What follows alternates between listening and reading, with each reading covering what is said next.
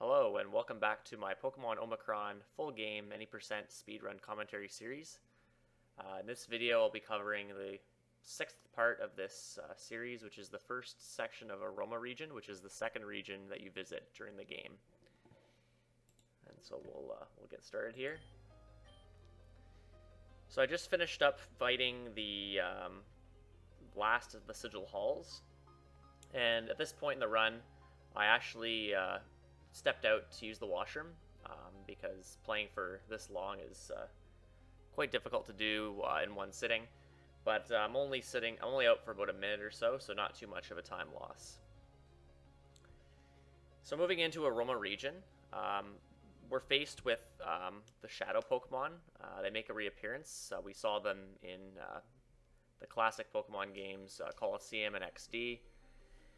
And because the Shadow Pokemon outbreak is particularly dangerous, we can't bring any of our current Pokemon into Aroma Region, and we can't take anything from Aroma Region out. So we have to actually have separate teams in both Vezran and Aroma Region. So we start from scratch in Aroma. Luckily, we can bring all our items, carry all our items over into Aroma Region, and so items such as the Lucky Egg, as well as all the potions and X items that we bought earlier, we can use in Aroma Region, which obviously proved to be quite handy.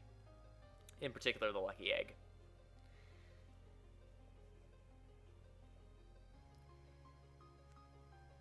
So yeah, we're just gonna wait a little bit for me to come back, and then we carry on from there. Now the issue with the starter in Aroma Region, there's 3 starters to choose from. And again, we can't really control or manipulate any stats, so we have to keep resetting until we get a good set of stats. I'll get a little bit more to that later.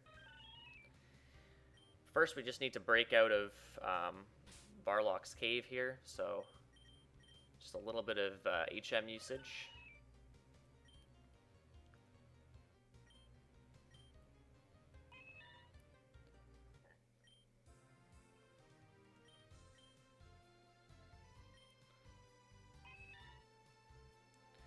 So if you recall, we purchased a bunch of items before we went into this cave. And we also we were at the department store earlier in Blackfist City. I mentioned that we buy all of the items from floors 3 and up at that point. All of the items we'll need for that whole run. But there's some items on floor 2 that we're going to have to come back for later. We're going to make that trip right here. We just don't have all the money to buy all of these items in one shot earlier in the run. We just don't have the money for this. But here we're going to pick up, first of all, a lot of Pokeballs, in particular Dusk Balls. They're going to be proved to be quite useful because the Shadow Pokemon that I talked about earlier, we're going to need to catch all the Shadow Pokemon that are present in the region in order to unlock the final battle. So we're going to be using mostly Dusk Balls for that. We're also going to pick up some Ethers and some Full Restores as well. The reason why we're using Dusk Balls is because a Dusk Ball improves the catch rate of a catch by 3.5 times. So 3.5 times multiplier over a regular Pokeball. And as you can see, it's nighttime in this run, and when I start this run, I start at about 3 o'clock p.m. Because the time of the game is dependent on the time of your PC. And so I set it up so that it's nighttime by the time I start Aroma Region, because the Dusk Balls are just really, really good for catching these Pokemon, because it just improves the catch rate by such a significant amount. In addition, we bought a Quick Ball, because Quick Ball will be used to improve the catch rate on one of the Pokemon I'm going for, which will be coming up fairly soon. And I also bought some Heavy Balls. I'll be using those to catch one specific Pokemon a little bit later. So here we're picking our starter. There's 3 starters to choose from. The 3 Gen 3 starters, Trico, Torchic, and Mudkip. We picked Torchic because Torchic gets the fighting type typing later on, which proves to be quite useful because it learns some very good fighting type moves and also can learn Brick Break, which is a TM we picked up relatively early. And we also bought the Flamethrower TM earlier to be used specifically for Torchic.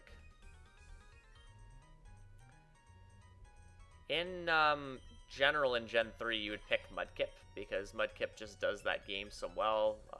For example, it learns Surf, so double battles go really well and really quickly with that.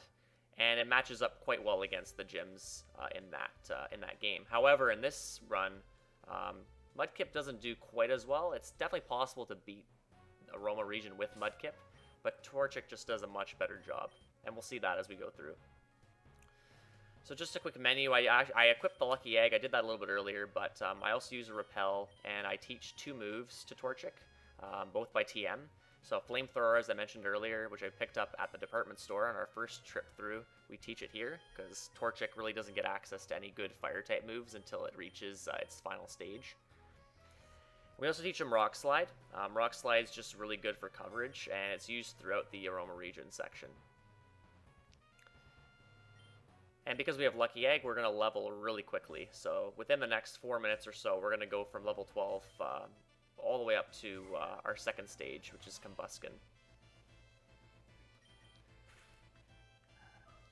The Torchic stats are very specific, so I'm going for a stat of about 21 to 22 at level 12, which is generally a really high attack stat. If it's a plus attack nature, it's pretty average. Special attack, not so strict. I usually aim for about 19 in terms of special attack. We only really need special attack for the first half an hour or so of Aroma Region, and after that, Torchic becomes a primarily physical attacker. Speed is also extremely important as well. Torchic is generally quite slow, and there's a lot of fast Pokemon we're going to be fighting here. So I aim for a speed of at least 17 at level 12.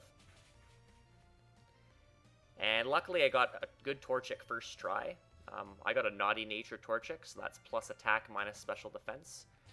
And the attack was right what I wanted. The special attack was pretty good, and the speed was 19, which is very good for that nature. It's one of the higher speed stats you can get. So this first little bit, we have to fight a few trainers that are mandatory, and we just pretty much clean them up with Flamethrower. We try to use Ember as much as possible because we're very limited on Flamethrower PP. So for example, a Wurmple I fought earlier, I would use Ember to kill it because it's weak to it. This Growlithe only really can take damage from Rock Slide. If he doesn't have Intimidate, I can use Rock Slide and finish him in one hit with my good attack. However, he had Intimidate, so I had to finish him off with Flamethrower, and luckily I was able to finish him off there. If my attack stat was really bad, and he had the Flash Fire ability, I'd have to use multiple Rock Slides, which isn't ideal, because Rock Slide can miss.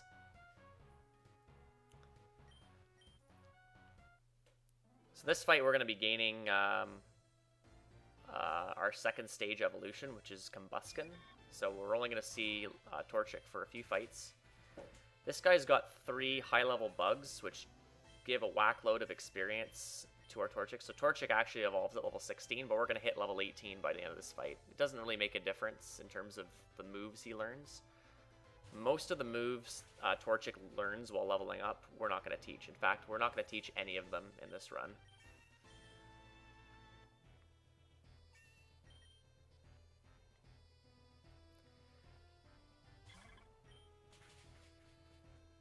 So coming up, we're going to be introduced to the Shadow Pokemon. So the way the Shadow Pokemon work in this game is they're only on specific trainers.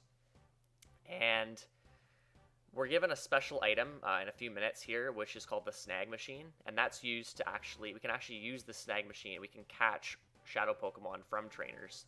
We can't catch regular Pokemon, but this is how we catch them. We essentially just go through the fight, weaken them, and throw balls as we normally would on Wilds. The obvious difference is these Shadow Pokemon can come up at various points during the fight, and depending on how much we've set up and what moves we need to use, certain Pokemon are not as practical to catch in battle.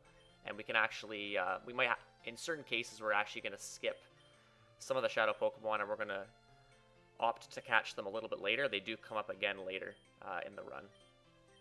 So here we're just meeting Professor Maple. He's going to give us the Snag Machine. And we're introduced to Team Magma. So Team Magma is one of the antagonist teams from Gen 3. In Pokemon Omicron, we do get Team Magma. We get Team Aqua in Pokemon Zeta, which is the counterpart to this game. And right away, where we see our first Shadow Pokemon, which is an Eevee. So Eevee will be coming up very shortly here. Generally, the Pokemon I try to catch as I go through Aroma Region have pretty high catch rates, so they're pretty easy to get. The Eevee has a fairly low catch rate. He's got a catch rate of 45, which means with a Pokeball, he's about 6% to get in at full health. We're going to weaken him a little bit and then start chucking balls. So at about half health, the catch rate of this Eevee is improved a little bit. It goes up to about 40%. So we're likely to get him in 2 balls. If we miss a ball and the Shadow Pokemon gets a chance to attack, I think it's a 50% chance he'll go into what's called Hyper Mode. And that means he does damage to himself, a little bit of damage each turn. I think the damage is dependent on its attack and its defense. I'm not 100% sure about that. Obviously, that will improve our catch rate, but the Eevee could eventually kill itself due to that issue. In addition, we got the Eevee, as you can see there, with the 3rd ball, which isn't great, but it's no big deal. These Pokemon have shadow moves, which are super effective generally, so it's kind of scary to fight these guys as well. We are going to take advantage of this a little bit because we want to activate Combusken's ability, which is Blaze. But Eevee's probably the toughest one we catch in this early part of the run, and we save all the rest of the tough ones for later.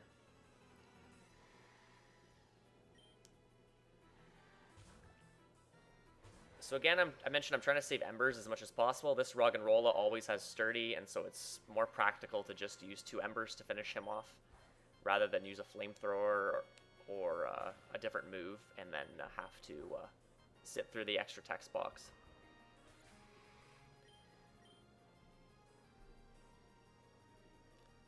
So here's Electrike. Electrike's got a much better catch rate than Eevee. He's got a catch rate of 120, which means he's about 16% to get in a Pokeball.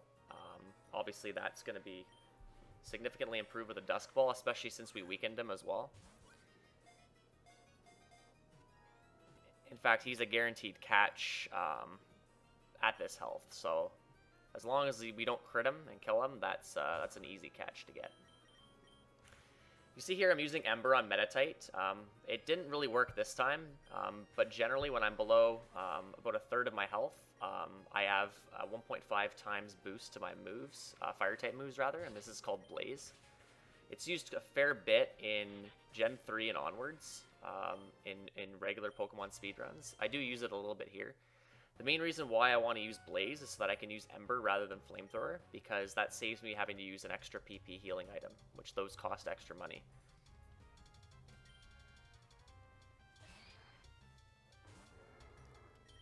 Obviously, with that low health, we have a chance of dying in certain cases, so this Machop should normally die. We got a little unlucky on the range, I guess, there. And the next one is a Tyrogue. That one dies in 1 hit. So normally after this fight, I would teach Brick Break to Combusken. We would teach that over Focus Energy. But because I'm in Blaze, I don't need Brick Break for this next fight. And I'll explain why in a second.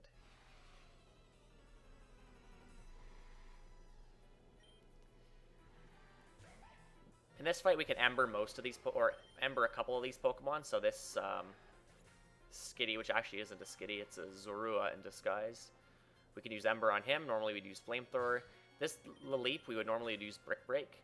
But because we're in Blaze, we can finish him with Flamethrower. So we save a super effective text box there. This Eevee has pretty high special defense. It also knows Quick Attack, which luckily didn't crit there. It would have done a fair bit of damage. Would have been a bit annoying. Luckily, I have Slaves to revive. So we have to use Flamethrower on him, and the Skitty dies to Ember. No problem as well. Generally, I try to save about 5 Flamethrowers until I take the next center, and that generally will allow me to not need to use a second Ether on Flamethrower. This next fight can be a little nasty if one of the Pokemon lives, so I'm just going to heal to full and teach Brick Break to Combuskin. So Combuskin's part fighting. We couldn't teach Brick Break to Torchic because Torchic, well, first of all, Torchic isn't part fighting, but I guess the developers just didn't want him to learn Brick Break or whatever. But Combuskin can learn it and he gets stabbed from this, so we get a 1.5 times multiplier to our fighting type and fire type moves early on.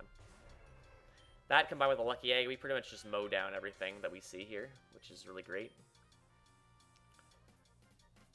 This Poliwhirl can be faster, potentially, so healing to full is a good, safe bet. Luckily, we didn't need to save any more flamethrowers, and our speed was also really good, so healing wasn't strictly necessary. It's more for safety's sake.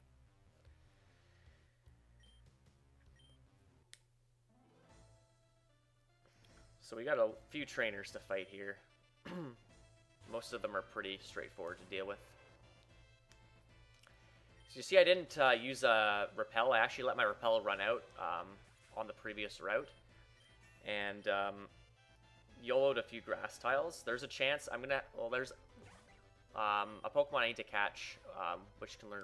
needs to be able to learn Rock Climb. None of the Shadow Pokemon I catch can learn this. And you can't teach moves to Shadow Pokemon anyway. In that grass, there's a chance to find a Chimchar. Chimchar can learn Rock Climb. Chimchar is not ideal. He's got a pretty low catch rate. But in this cave we're in now, we can catch either a Cubone or a Sandshrew, both of which have relatively high catch rates. And generally just weakening them a little bit will guarantee the catch with a Dusk Ball. So we're going to get a few encounters. We run from anything that's not a Cubone or a Sandshrew.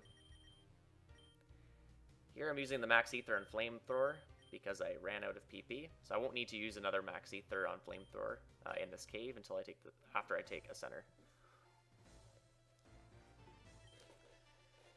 There's quite a few Geodudes in this cave, and Geodudes have the chance to have Sturdy, and if they do have Sturdy, there's a chance they can roll Magnitude, and Magnitude is super effective, and I have died several times to Magnitudes. That might happen to me here in this run. But again, I have slaves that I can just sacrifice and revive Combuskin. No big deal.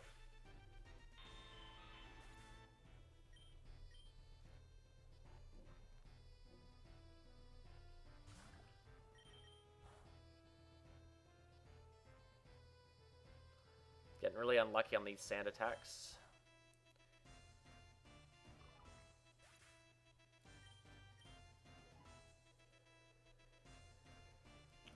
This Purloin, luckily we can kill him with Ember. We don't need to use Flamethrower, and it's a good thing that we can because it would really be unfortunate to be missing a lot of Flamethrowers at this point.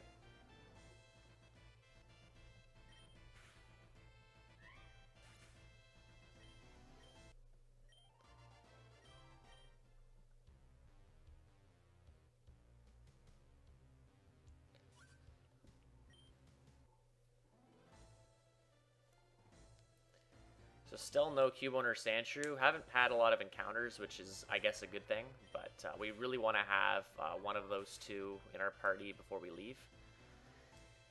There is a chance to catch alternative Rock Climb slaves a bit later, but they're a little bit more difficult to catch because we're going to be higher level, and it's going to be more of a challenge to catch them. To weaken them, specifically.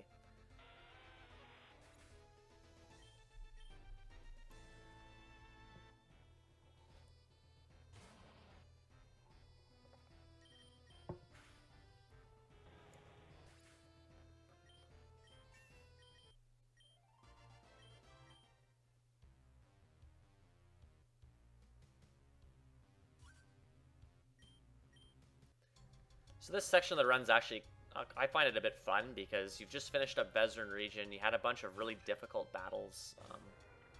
If you saw there, I died a few of those final battles there. And now we get to start from scratch, start anew, and we get to play around. It's a little fun playing around with Blaze, with the Combuskin, and catching Shadow Pokemon makes this part of the run really fun as well. Here we see Cubone, so that's really good. We have to weaken him with Rock Slide. Ember, I'm not sure if it would kill him or not, but Rock Slide's a safe bet. And I'm pretty sure this Cubone is a guaranteed catch after a Rock Slide. So we get Cubone in both Veteran and Aroma Region. As you can see, I already caught a Cubone. Catching the same Pokemon again actually saves a bit of time because we don't have to see the Pokedex entry as well. That's another thing I just realized. Once we have our Slave, we can then use a Max Repel. We don't need to catch anything else in here, other than a couple more Shadow Pokemon, which are on trainers anyway. Speaking of which, that next one is coming up here. I do heal to full. There's a number of Pokemon that can be a bit annoying. Firstly, this Roggenrola can use Sand Attack, which can be quite annoying. It's pretty hard to die in this fight, in all honesty, because his second Pokemon is a Shadow, which is caught pretty quickly, and his last is pretty weak as well. Here I just swap in my Eevee, because Sand Attack is just a pain to deal with. I don't want to have to deal with that. Because Embers are actually really low. I only have, I think, one left at this point, which is extremely low at this point in the run.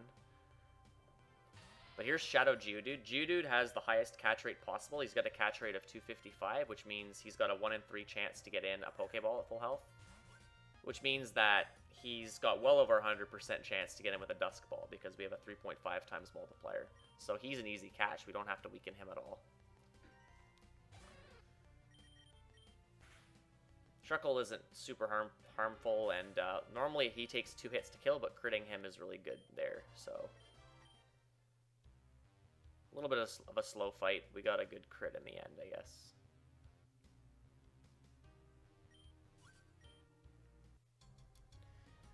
This fight is a little bit, it can be bad if his Geodude, which I'm not sure when that Geodude comes out, but if it has Magnitude, it can do a lot of damage.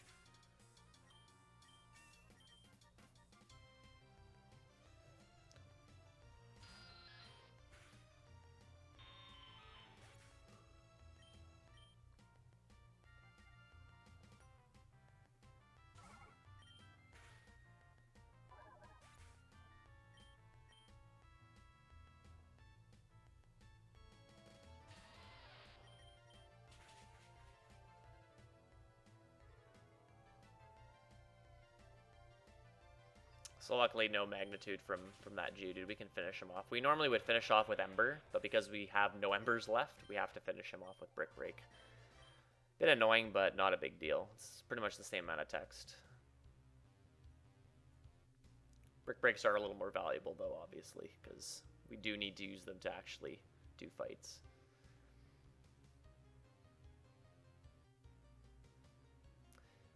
That was a bit of a weird situation. Apparently you can't enter that bridge from the side. Didn't know that.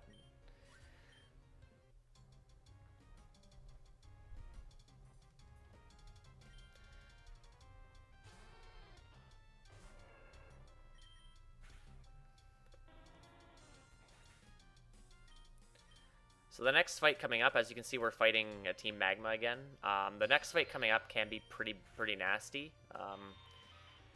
If we run out of flamethrowers on that specific fight, it's a very difficult fight because 2 of the Pokemon require a flamethrower to kill. We cannot use Ember.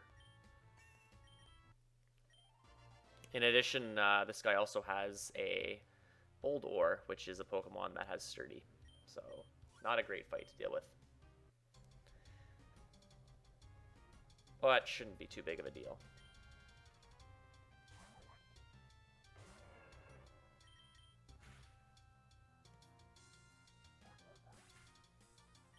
Crit wasn't necessary on the Numel. He dies anyway.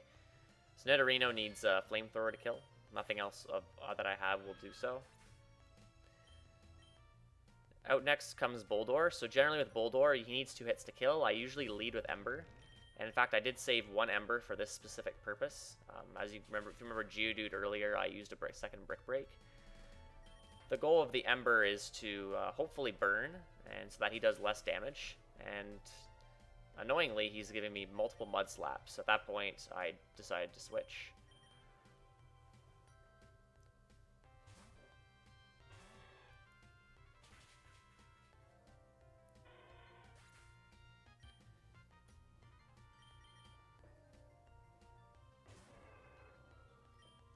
And then we can finish him off with Brick Break. So generally, it's Ember and then Brick Break and he's done. A little slow again. This first split was pretty bad based on what I've done before. Quite a few switches. The next trainer coming up, she has a Vulpix, which is a Shadow Pokemon. And we don't really have any way to weaken it, so we have to chuck a ball. Now, a Dusk Ball at full health. So first of all, Vulpix's catch rate is 190, so he's about 25% to get in a Pokeball. Now with a Dusk Ball, that brings that up to about 87%, so he's not a guaranteed catch. So this is why I buy the Quick Ball. So the Quick Ball, which I'm going to be throwing in a second here, when it's used on turn 1, it gives a 5 times multiplier to the catch rate. And that assures the catch at full health. This is the only situation where I would use a Quick Ball.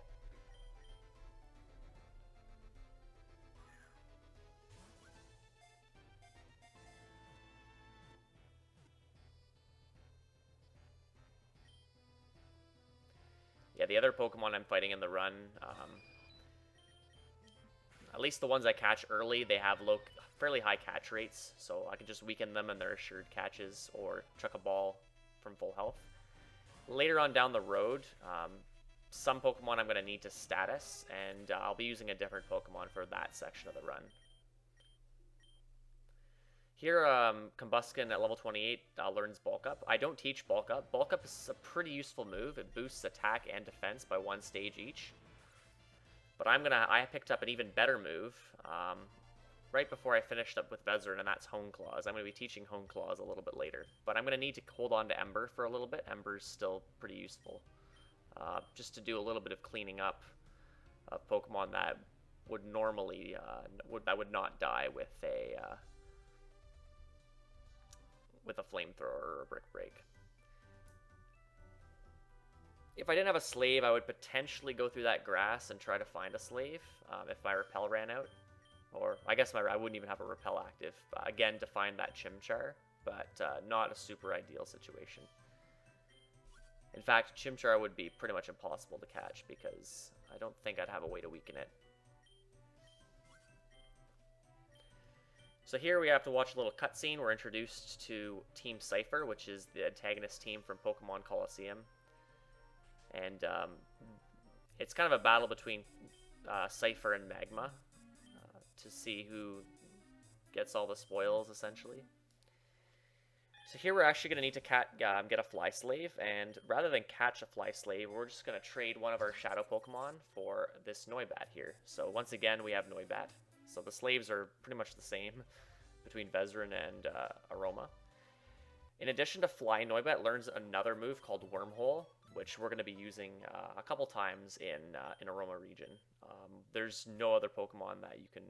Well, I'm sure there are others you can catch, but that's the easiest one to catch that learns that. And luckily, we don't need...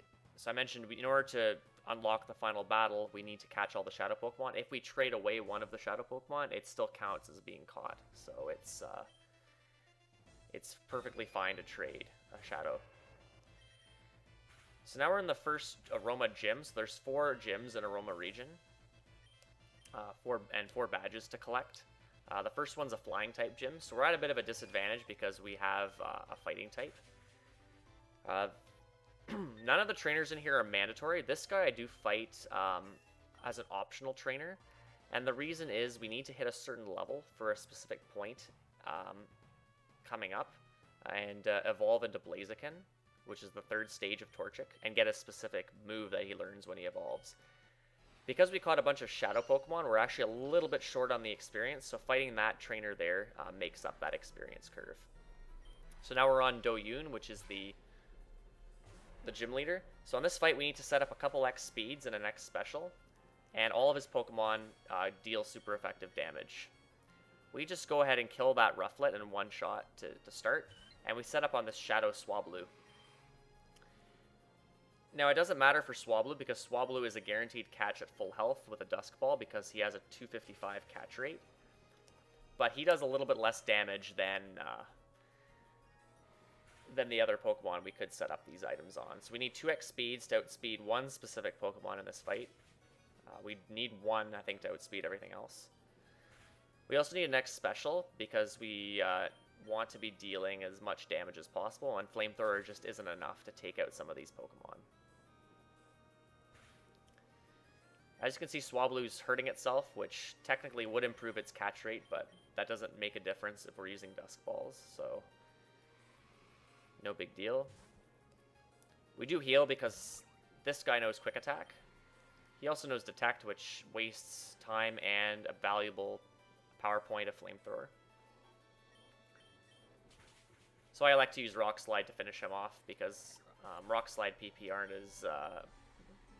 at as much of a premium as Flamethrowers are at this point.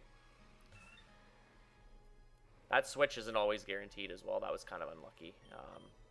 Then out comes Swablu. We just chuck a Dusk Ball at him, and that is our 5th Shadow Pokemon. So I mentioned we have to catch all the Shadow Pokemon in the region. There's 36 or so in total. So we got 5 of them right now. And then we just clean up the rest of the fight with Flamethrower. This last Pokemon, Halucha, you might recognize him. He's really fast, as we know, and that's why we use 2x speeds. I think with my speed, it's possible I could outspeed him with 1x speed, but it's not a risk worth taking. Especially since stats aren't static on enemy trainers. So that's Doyun down. Now, once again, these trainers can still fight us after we beat their gym leaders, so we have to take a specific path back through the gym, and we can avoid any trainer encounters. And we're at full health here, which is really good because we need to be full health for the next fight. Because the next guy we're fighting has 3 birds as well. So we're taken to Eternal Forest here. Just need to set up... normally I'd heal, so that's why I kind of went to heal there. It was a bit of an accident. Use a Repel. We don't want to fight anything here. And I saved before this guy. So this guy's got 3 Stage 2 birds. He's got Pidgeotto, Staravia, and Tranquil. All of them can live Flamethrower. And all of them have super effective flying type moves. So not a great guy to fight. In addition, yeah, and Flamethrower doesn't kill. That's a problem as well. Ember's really useful here to clean up if Flamethrower doesn't kill. So that's why I keep Ember. So normally the Pidgeotto and the Staravia live.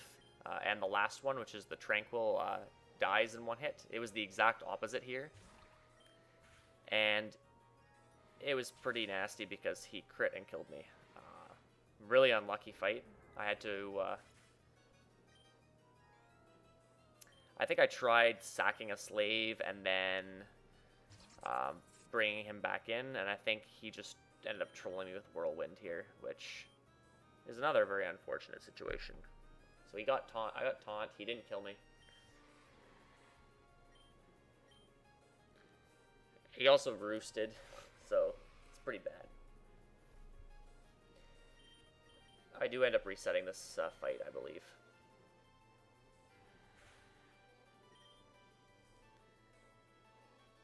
Yeah, I don't know what he's doing.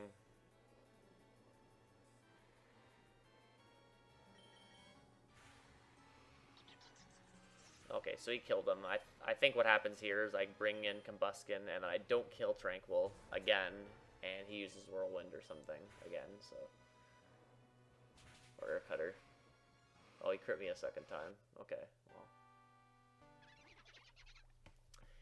So that fight generally does not go that bad for that reason. It's normally very early in the fight I die, so that was a bit unlucky. There's 4 fights we need to do in this forest, and all 4 of them can kill. We can die too, so... Ah yes, there comes Whirlwind.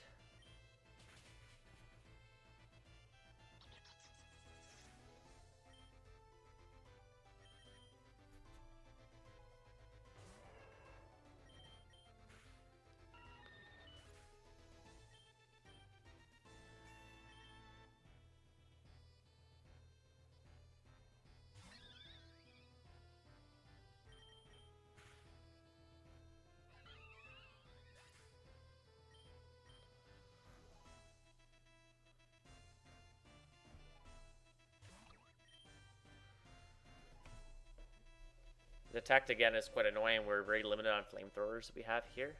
I think we can afford to waste one. So that would be the one, I guess. And then I crit him for a change, which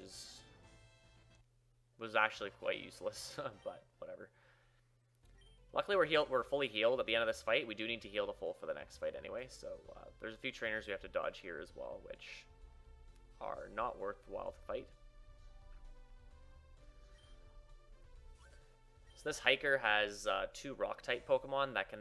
Well, one of them always has Sturdy, one of them can have Sturdy, so this is a potential 4-turn fight, and they both have super effective moves. At least the Graveler does, I know that.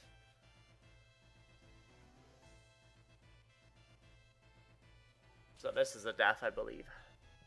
Oh, not quite. So Magnitude is obviously the worst thing that can happen there. Yeah, so Combuskin tries to learn Quick Attack. Awful move. Why he learns it at this high level, I do not know.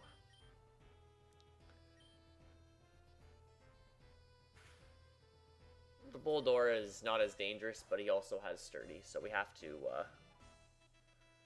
lead with Ember. Now, unfortunately, he used Iron Defense, which means I'll need to use 2 Brick Breaks to kill him. And he knows Mud Slap.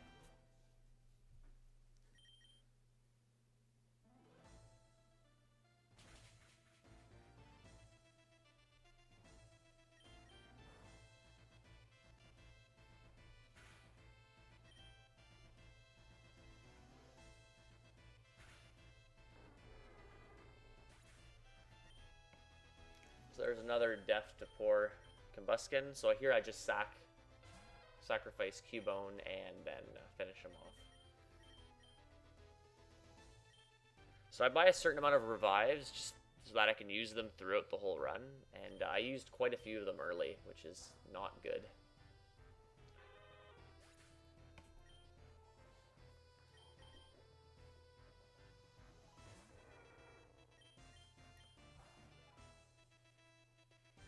Alright, and that's Hiker Eric down, finally.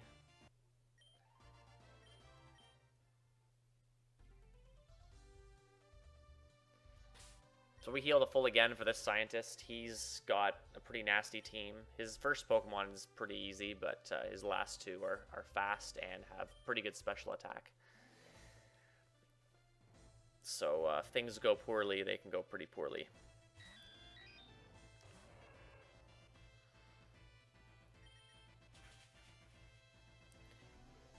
So this guy has Pikachu and Raichu. Pikachu and Raichu are both faster, and the Pikachu is not too bad, but the Raichu can can use Thunderbolt, which does a lot of damage.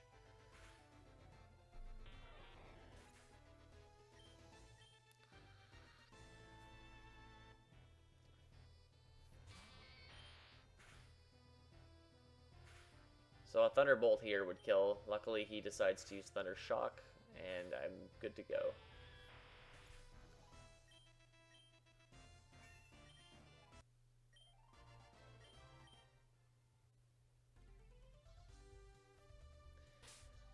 And one more fight to go in the forest. We fight this Crush Girl. So this trainer here, you're very likely to die on, and I do always expect to die to her. So she's got two pretty strong fighting types. She's got Sock and Throw, both of which have good attack and fairly decent defenses. The Sock, in addition, can have Sturdy.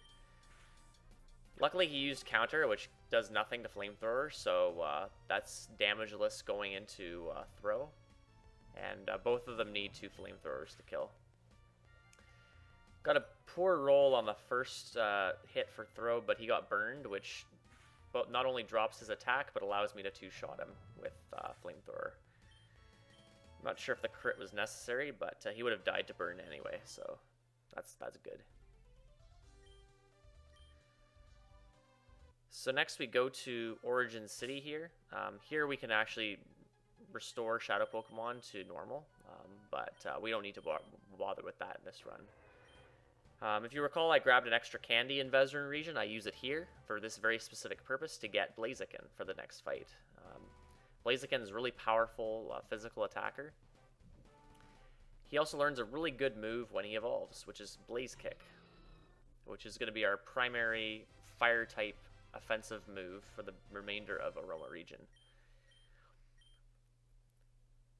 So we lose Flamethrower. Blaze Kick's a little more powerful, a little less powerful than Flamethrower, but we can take advantage of attack boosts using Hone Claws, which I mentioned earlier, which we're going to teach right now. So we get attack boosts from that. And in addition, Blaze Kick can also miss. It has a 90% accuracy, and luckily we have Hone Claws, which also boosts accuracy, so we can not have to deal with misses from Blaze Kick as well as Rock Slide early on. So this really amazing music is the theme for Mirror B, which is one of the antagonists from Pokemon Colosseum. We're going to be fighting him a couple times in this in Aroma Region, and we're going to be fighting him a few times later on as well. So Mirror B always has 2 Ludicolo and 1 Shadow Pokemon, a Shadow Pokemon you haven't caught yet. In this case, he's going to have Porygon. In order for me to do this fight efficiently, I have to set up 2 Hone Claws in order to one-hit both the Ludicolo as well as have the accuracy to not miss. But the major downside to this is that his Shadow Pokemon will be, it'll be impossible to weaken the Shadow Pokemon. That's not a huge deal because Mirror B has a Porygon. I'm getting trolled big time by a Tri-Attack here. Do not want to be using full restores this early, but oh well. The Porygon has a catch rate of 45. Which means he's very unlikely to get in at full health. The only way to catch him would be to YOLO Ball, and he's not super likely to get in. So we defer him to later, and we can actually weaken him and status him later, which makes him a bit easier to catch later on. So we just kill him off. Most of the rest of the Shadow Pokemon we're going to see in the Aroma storyline part of the run. We're going to just kill them off because it's easier. In addition to the 2 Hone Claws, I led this fight with a Guard Spec. So Guard Spec prevents opposing Pokemon from using stat-lowering moves or stat-changing moves on us. That's really useful because Ludicolo knows Growl, and we do not want to have our attack lowered. And when we use the Guard Spec, he just doesn't use Growl, but I promise he does have Growl, and he has used it in the past. So once we fight Mirror B, this just unlocks the next town available to us. We can go ahead and go there. It's completely necessary to go through the forest, unfortunately. But it's good. We get a lot of experience. The next fight is actually pretty tough. So that experience is really useful. So we get teleported to this town here.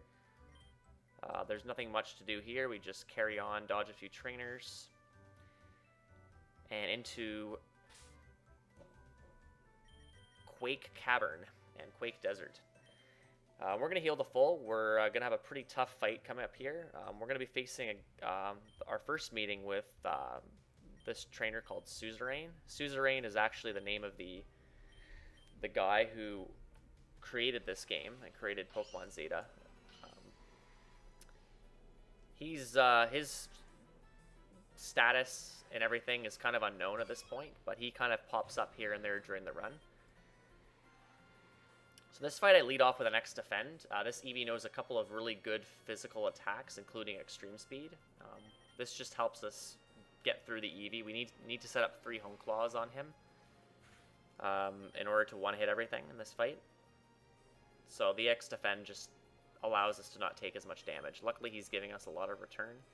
Double Team is actually the best move he can give us because it doesn't really do anything. It improves his evasiveness, but we're able to just use Hone Claws and negate that. I use a Rock Slide there, I think, to save a Brick Break. I'm not 100% sure, but that's what I do there. This Swampert is the reason why we set up 3 times. It's the only way we can kill him with Brick Break. Out next comes a Riolu, which is another Shadow Pokemon. Riolu's got a slightly better catch rate than Porygon, but very similarly, we have no way to weaken him efficiently. We could probably Rock Slide him. I have to check if that actually works. But Rock Slide might work. His catch rate is 75, which means he's about 10% to get in a Pokeball, and about 35% to get in a Dusk Ball at full health. So, not super good odds. Better just to save him for later again. In this cave here, we can actually catch Rock Climb Slaves, so there's a chance to catch a Marowak or a Sandslash here. Actually, no, I think it's a Marowak and a Makuhita. For Rock Climb, they are a little harder to catch because we're a higher level, so it's not super ideal. But I think Rock Slide would be the move you'd use there again for that. So here's a little bit of storyline. There's a lot of shaking going on in the desert. There's a Steelix running rampant, and we have to get a Mega Stone in order to soothe it and stop the shaking from happening. So we have to go on a little side quest here, which is mandatory. In addition, we see some guys from Team Cypher. We're going to have to fight some Team Cypher guys coming up very shortly. So it's easy to get lost in the desert. I've done this enough that I can kind of find my way through now. So we have to enter this specific cave. If we enter the wrong cave, we actually get dropped down into the lower levels of that Quake Cavern we just fought Suzerain in, which can be quite annoying. We are typically slower than these guys. Luckily, we didn't get any particularly bad moves, or get critical for that matter. Or I think we did just there, but it's fine. We need to be at relatively high health for that.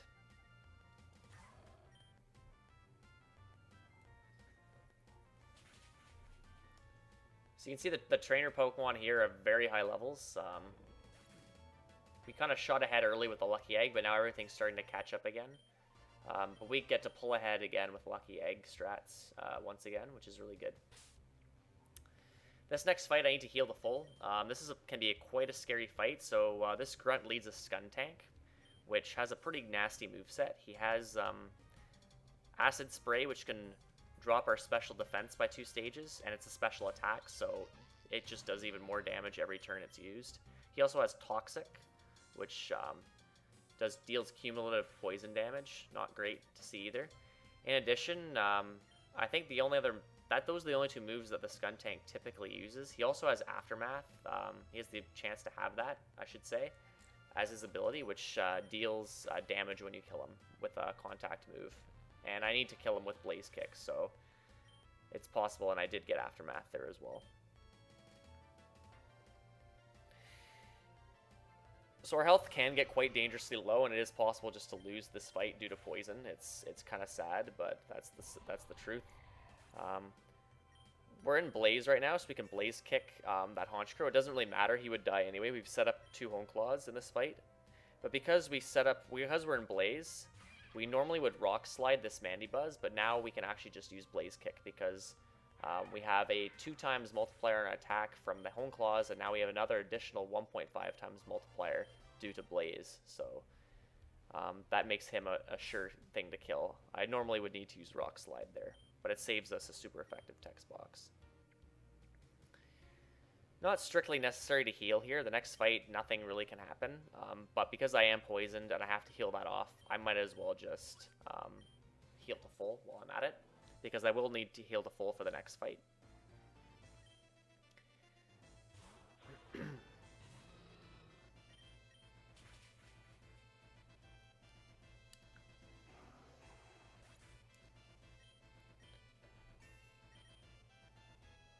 And as you can see there, I used a potion and a Pecha Berry rather than using a full restore, because full restores are quite valuable, and I do have other ways to heal poison other than a full restore. That Absol can have pressure, which can take a second Brick Break from me, but it's no big deal because I'm going to be using Ethers on Brick Break and Blaze Kick after this fight anyway. So a little bit of inefficient menuing. I could have maybe saved the Ether or healed with Ethers on that earlier menu. I'm not sure if that actually would work in terms of the PP management.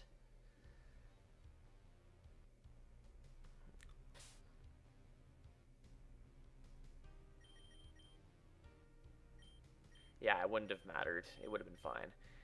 So I could have used the ethers there. So that's a little bit of optimization I could have done on the fly, but no big deal.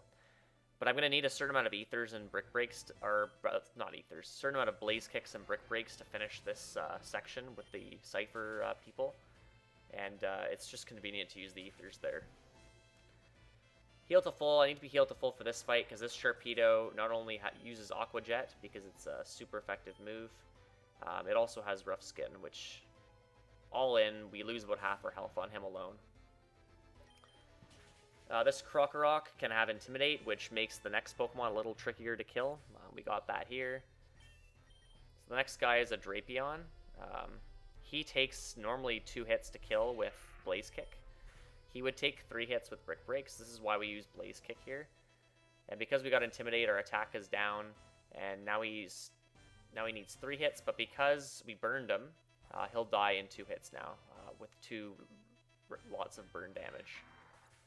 So not the most ideal situation, but having been intimidated, that was a pretty good outcome. One more grunt left. This guy is pretty easy.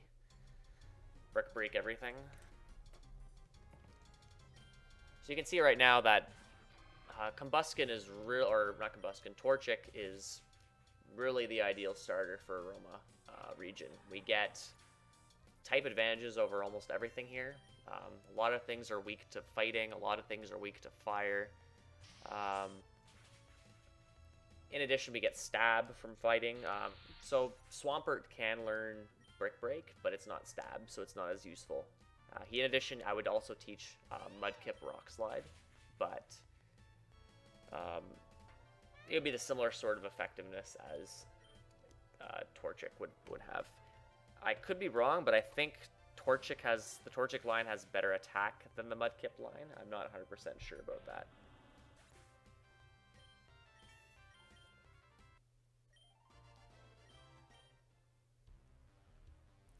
So next up, we're gonna be fighting one of the masters of Cypher. He's just sort of a mini boss. We're gonna heal to full here. So his lead can be quite scary. He has a Dusclops, which is a ghost type, and this Dusclops knows Surf, or not Surf, Curse. And obviously, if we get Curse, we have to switch out, and it's not very much fun to deal with that. He'd actually just kill himself with Curse. We'd have to switch out, which would be kind of annoying. So we just have to get him with 2 Blaze Kicks, and luckily no Curse, so that's good. This Mawile can be pretty bad. Almost always has Intimidate. He actually didn't here, which is really good, which means I don't have to use as many Hone Claws. He's also a Shadow Pokemon, so he'll be dealing super effective damage. Typically, I'd need to use 3 Hone Claws if he has Intimidate, but because he doesn't have Hone Claws, I only need to use 2. And then I can just finish him off. I could weaken this guy as well, but his catch rate is 45, which is really low, and not really practical to catch him here. Because we can just save him for later. But it is definitely possible. That Crocodile can also have Intimidate. He did not there, which is really good. If we get Intimidate from both both Mawile and Crocodile, and don't set up enough Hone Claws, this Blaziken can survive Brick Break and deal quite a bit of damage. So that goes really well. This Frostlass can be faster, and I think she was here, yep. But our health is okay, so no big deal. And we just Rock Slide the last 2 pokes here.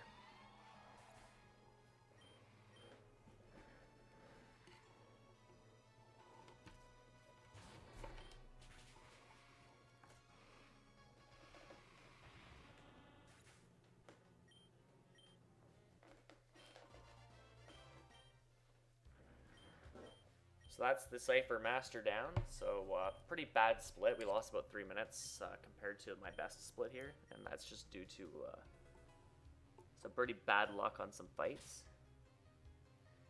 in the forest specifically.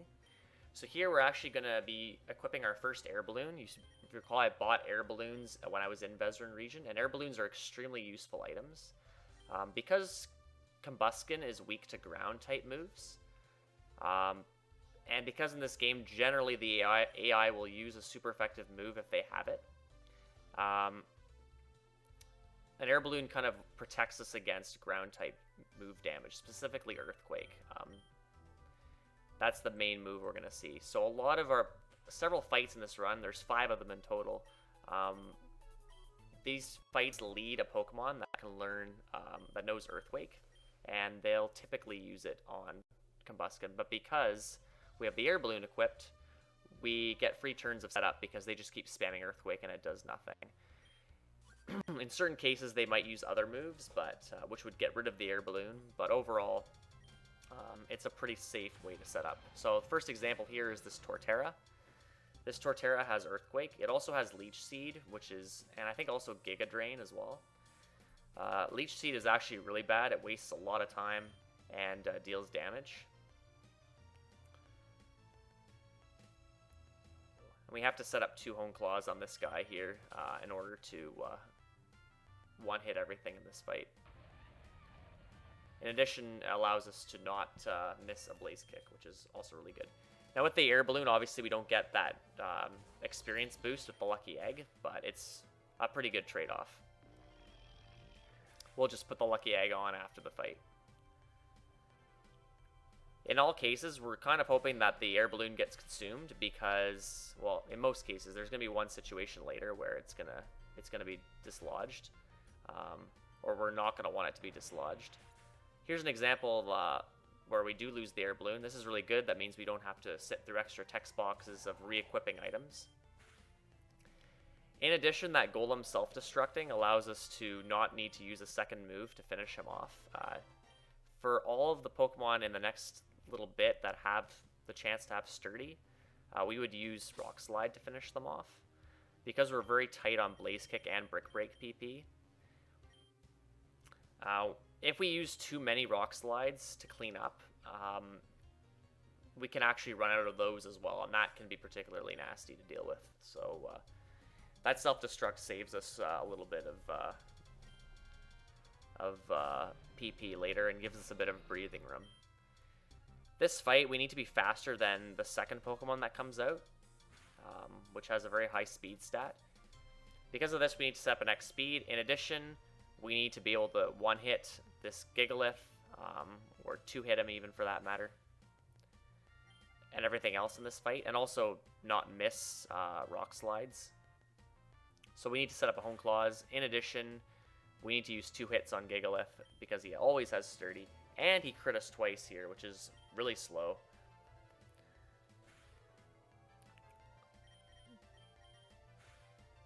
So I opt to use Rock Slide for my first move on Gigalith. Rock Slide has, I think, a 10% chance to flinch, and in most cases that Gigalith flinches. It's the first time in a while I've seen him not flinch. But that allows me to finish him off with Brick Break.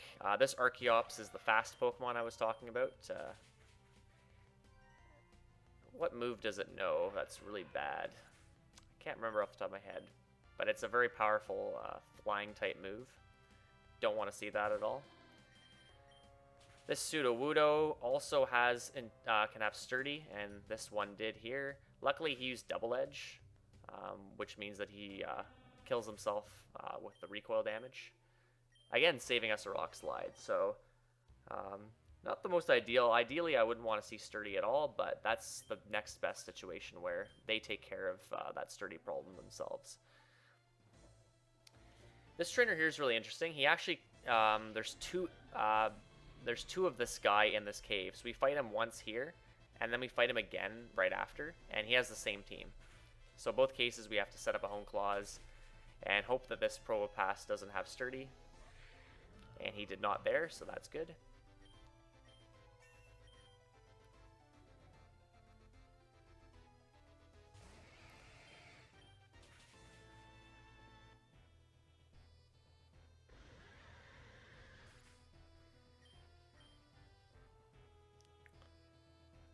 So on this Aurorus, we use Rock Slide on him.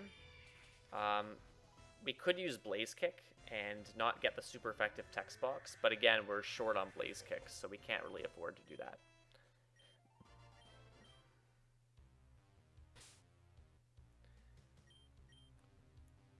We're just going to heal a little bit for the next iteration of that trainer. That Probopass isn't too bad, but better safe than sorry. So healing to around 100 is pretty safe.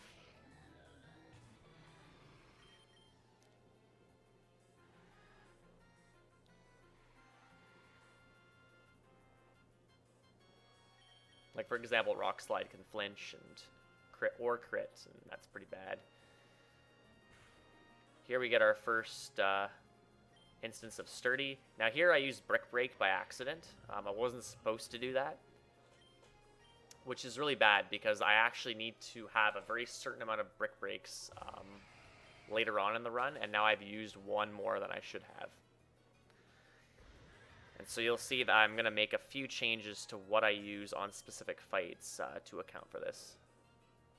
But I kind of was trying to figure this out on the fly as I was playing, so pretty sure it all worked out in the end. So that's this guy down, number 2 of that hiker. And now we're into the lowest level of the mines here. And we get to face off against the Steelix that is causing so much grief. Heal to full. If the Steelix has Sturdy, he can do some damage. The Steelix can also have Sturdy as well, so we don't want to deal with that. So normally I would use Brick Break here, but because I wasted a Brick Break on finishing off that Probopass, I use Blaze Kick on the Steelix instead, and that finishes him off in one hit. So now the problem is I'm actually going to be short Blaze Kicks, so I have to actually now account for that later on. So I think later on in the run I'm going to use a Rock Slide instead of where I would normally use a Blaze Kick. So I have to kind of figure that out as I go here. Here I should be using the Bike. That was a bit of a brain fart. Not a huge deal.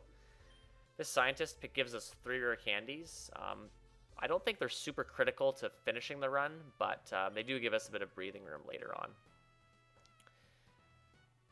This gym has active sand blowing, which obviously will make the gym leader battle quite annoying to deal with because we take extra damage. In addition, we can get encounters in here.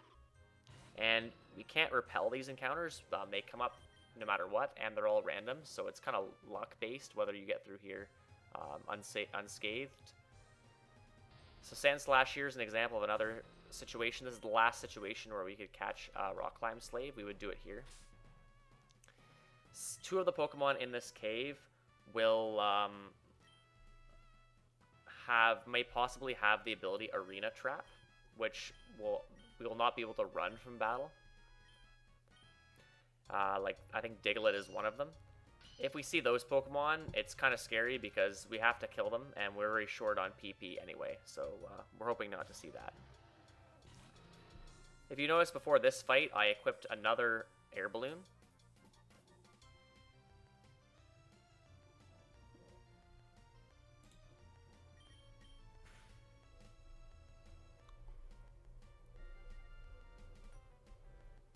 And that Air Balloon allows us to be able to set up on this Mamoswine and not have to worry about taking damage. On this guy, I typically use Rock Slides, and I set up the first Hone Claws before the first Rock Slide so that I don't miss the first Rock Slide and waste PP. And then I need the second Hone Claws in order to be able to kill everything else in this fight. In addition, Rock Slide deals neutral damage to Mamoswine, so that saves time. That Gliscor has the potential to be faster. He wasn't here, which is really good, but if he's faster and he does damage, that just kills the fight completely. Because we are slower than one thing later that has Earthquake, so we don't want to see that at all. Everything else just goes down in one hit, provided everything else goes really well.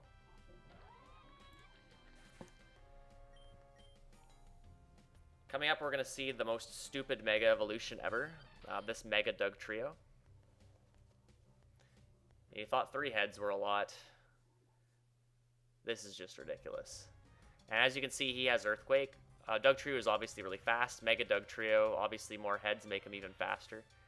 And so, if that Gliscor hits us with a move, we lose the Air Balloon, and then Doug Trio, it speeds and kills. And there's no way we can win that fight. Excadrill here is another Shadow Pokemon we could catch. His catch rate's 60, so he's about 8% to get in a Pokeball, and about 28 or so percent to get in a Dusk Ball at full health. And we, again, just don't have a way to weaken him at this point. The PP management is also really tight at this point in the run as well, so we, again, defer him to later.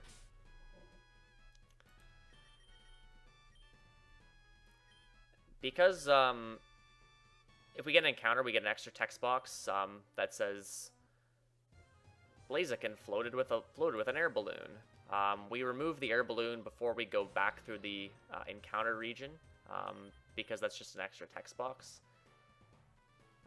And we put on the lucky egg there as well. So that brings us to the end of, well, we have a few more encounters here, but that's pretty much the end of this video, part 6. And again, you see that Diglett just we were able to escape from him with Arena Trap.